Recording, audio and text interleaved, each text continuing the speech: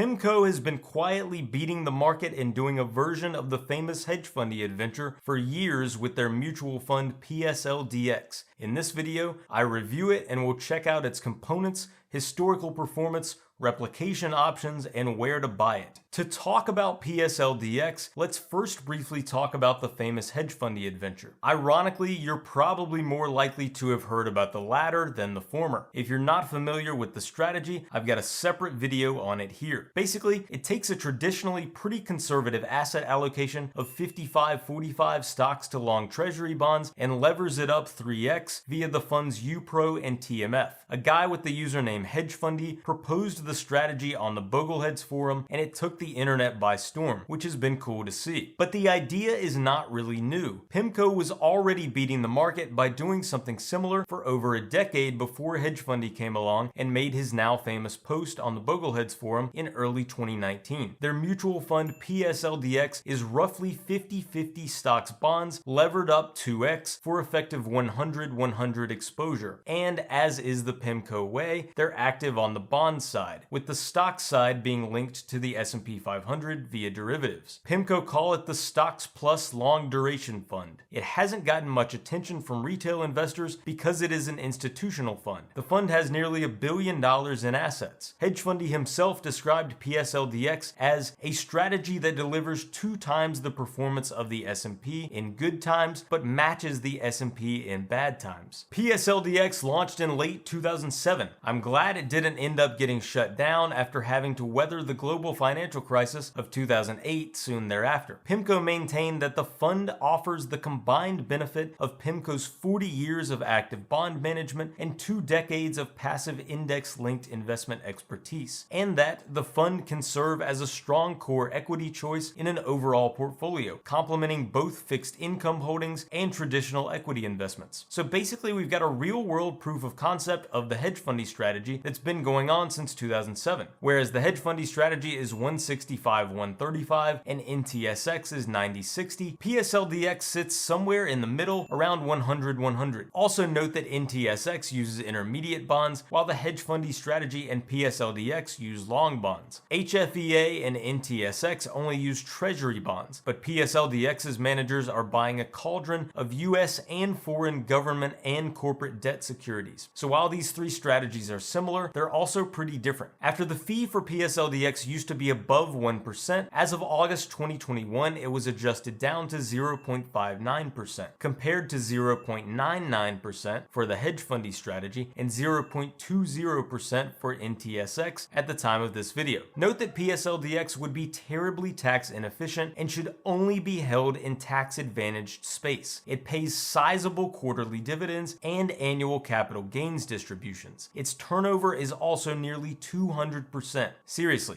don't even try. Now let's talk about some risks and downsides for PSLDX. First, just like with the Hedgefundie strategy or any stocks bonds portfolio really, stocks and bonds crashing in tandem wouldn't be good for the fund. I would also submit that just because bonds now have lower expected returns does not mean they won't still do their job of mitigating stock market drawdowns. You can find my lengthier rant on bonds and interest rates in my video on TQQQ here. Secondly, I'd rather see straightforward treasury bonds, as with Hedgefundie and NTSX, due to their reliably lower correlation to stocks and their nature of being the flight to safety asset. Credit risk is highly correlated with market risk. I'm not entirely sure why PIMCO seem to love corporate bonds. That said, if you have an active bond portfolio, PIMCO is who you'd want managing it. But there's also the general risk of that active management itself. And of course, they want to earn their fee. I'll talk about a way to DIY a rough replication of PSLDX using just treasury bonds later. Thirdly, the knee-jerk reaction to the fund's fee may be to think it's a bit high. But remember that fees are relative. Is the exposure and expected return you're getting worth the fee? In this case, I'd say yes. In other words, the fund's performance should make up for its higher fee. It has, and more, historically. We'll look at historical performance in a second. I also think PSLDX drastically cutting its fee from 1.01% to 0.59% makes it considerably more attractive now. Lastly, just to reiterate, this thing is horribly tax inefficient in all sorts of ways. Don't hold it in taxable. Just don't. Now let's look at historical performance. Using the live fund data for PSLDX, we can compare the historical performance of PSLDX approximations for HFEA and NTSX and the S&P 500 going back to 2009. But of course, we've basically been in a bull market that entire time, which is recency bias, and it's only a decade, so it doesn't tell us too much. So we can get a rough idea of the performance of these strategies by using mutual funds and somewhat crudely replicating PSLDX going back to 1986.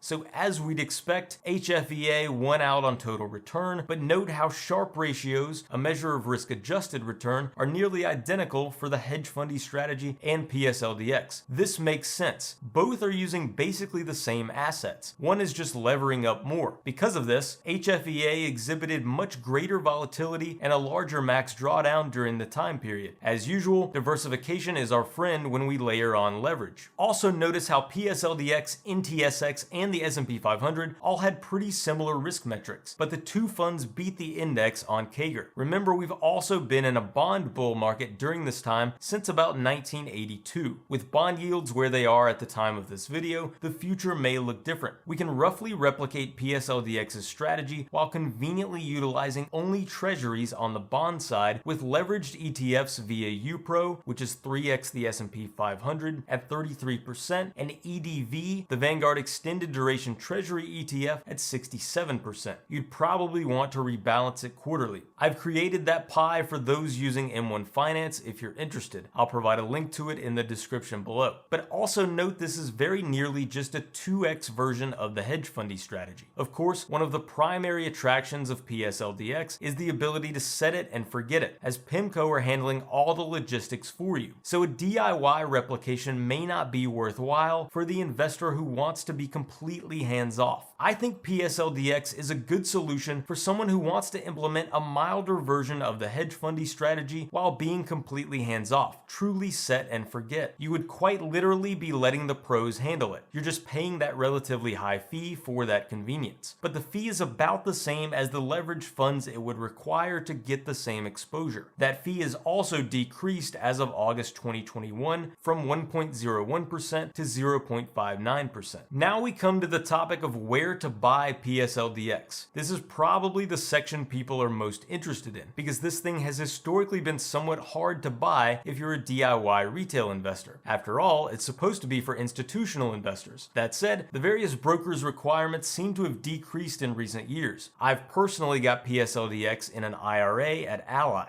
If I remember correctly, there was a transaction fee of $10 and a minimum investment of $100. This may have changed since I first bought it. The following are pieces of info I've gathered from around the web or from calling the broker directly. At Vanguard, you're looking at a transaction fee of $20, a minimum initial buy of $25,000, and minimum additional purchases of $1,000. TD Ameritrade has no minimum but imposes a $50 transaction fee. First Trade has a $500 minimum and no fee. Schwab has a $1,000 minimum and a $50 fee. E-Trade offers it for a $20 fee and no minimum. Interactive Brokers has it for a $25,000 minimum and a $15 fee. Fidelity told me that individuals can't buy this fund, period. But apparently you can transfer the fund into Fidelity if you already own it elsewhere, after which it's $50 for each transaction. So sort of a backdoor way to get it in there. Your mileage may vary. Check your 401k menu for this fund, but odds are it's not going to be there. What do you think of PSLDX? Let me know in the comments. Thanks for watching.